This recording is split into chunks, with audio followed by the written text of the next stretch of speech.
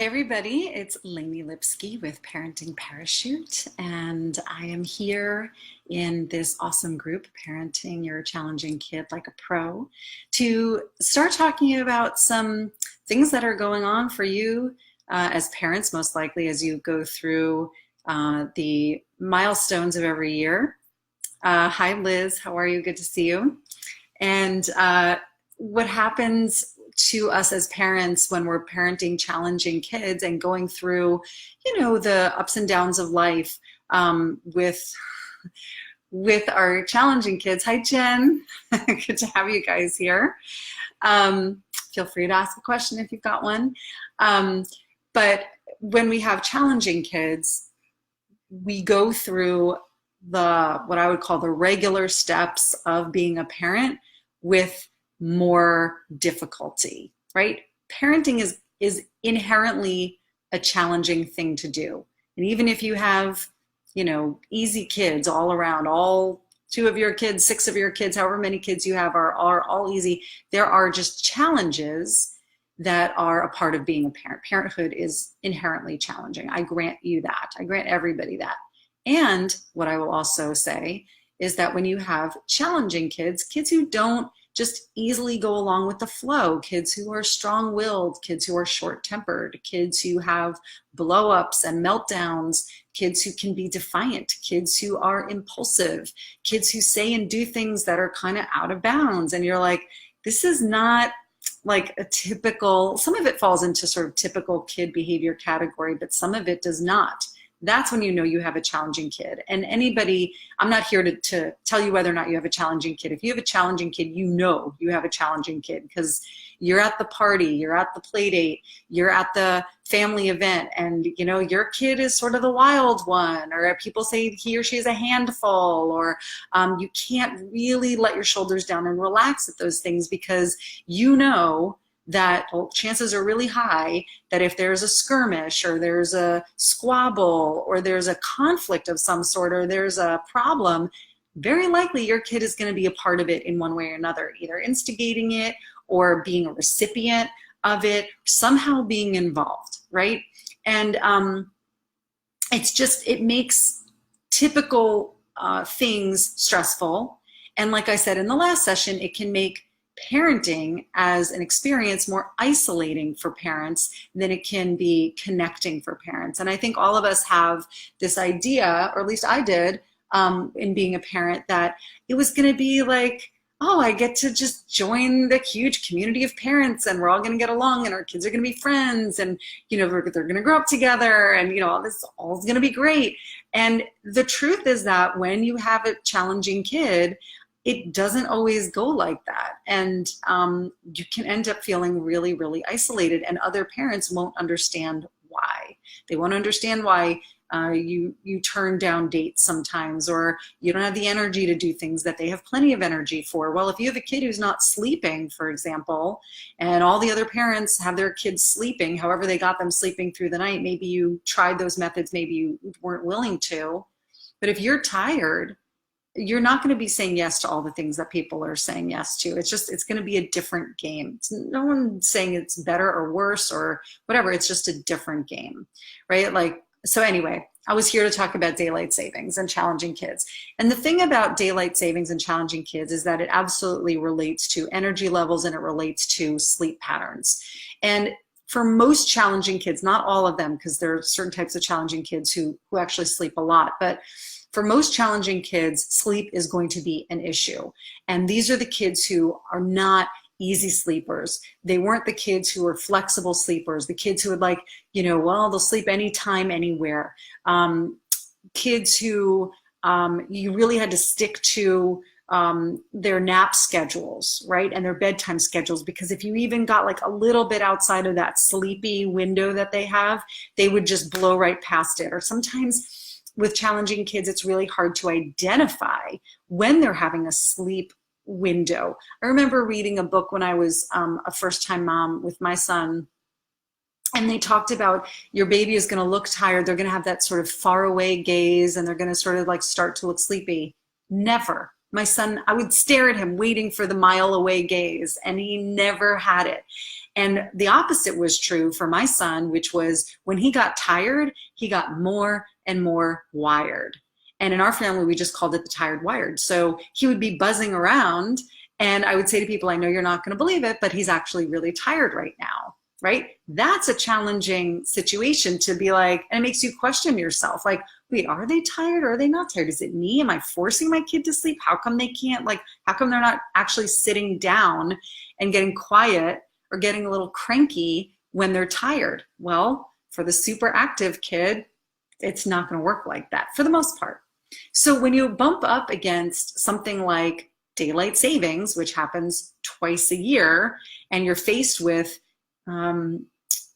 gearing up for it, and you're faced with, how am I going to handle this? It doesn't seem like a big deal to other parents because it's like, oh, I'll just wait. They'll wake up an hour early and I'll put them to bed an hour later, and like they just adjust, right? When your kid is not the one who adjusts easily, when your kid is the one that, you travel and there might only be an hour time difference to the place that you're traveling to, but it really puts a whole dent in the way things roll in your family because your challenging child doesn't allow you to be flexible, right? Or maybe for you just being a parent has you on edge and you're not feeling flexible from the get-go. But for the most part, people are reading their kids and they're like, this kid isn't going to sleep anywhere, anytime. I take them out to a restaurant and I see all those babies, sleeping in their car seats at the tables. And my kid's not going to fall asleep like that. I've tried it enough, and it does not work.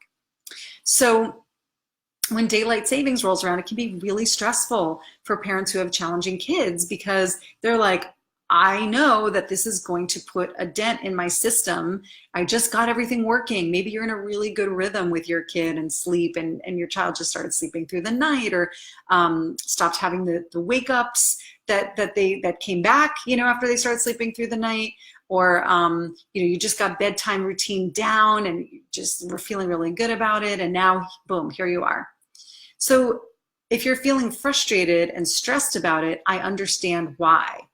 Because even the littlest thing can feel like a really big thing when you're having a challenging child puts you in a place of having to keep things more routinized than maybe you would even like to be. Maybe, or it kicks into your, your military mindset of like, it's going to be this way, it's going to be this way, and it makes you more rigid. So what I have to say to you, sweet parents who have a challenging kid, and I know daylight savings already happened over the weekend, but if you're not enjoying it, if you're not able to just bounce along with it, and your kid isn't able to bounce along with it, that's not because you're doing something wrong necessarily. And there's nothing wrong with your kid, but the strategy there might be a little bit off. You might be expecting your child to bounce along with it or just adjust. Maybe you're expecting your child to adjust very quickly and he or she is not. Maybe you are feeling like a failure because you can't get your kid onto the new time and they're not falling asleep or they're not waking up at the right time, and you're feeling like they're just too difficult. But the strategy here is really going to make a difference. And like everything with having a challenging kid, it's usually about the parenting strategy, because as much as you may want to change how challenging your child is, your child came to you the way that he or she is. And there are definitely aspects of everybody's temperament that make them either kind of easier to go along with the flow and are more flexible, or more rigid. And when you have a challenging child, those temperament pieces stack up in the more rigid categories, right? So this is one of those situations where you're going to be bumping up right against it. So, of course, if you have a challenging child, I'm sure you already know some of these things, but I would definitely recommend using sleeping cues to help, right? Using things like blackout shades, using things to, keep the light out in the morning if it's too light in the morning and they're waking early, using things like a white noise machine. There are adults who use white noise machines. There's nothing wrong with that. There are tools and there are aids, right? For older kids, I'm very, very clear about this. Older kids, there are weighted blankets that can help them settle down if they're having a hard time staying asleep once they fall asleep. You'd have to look into that. And so there are lots of aids that are out there, and you can Google all of that.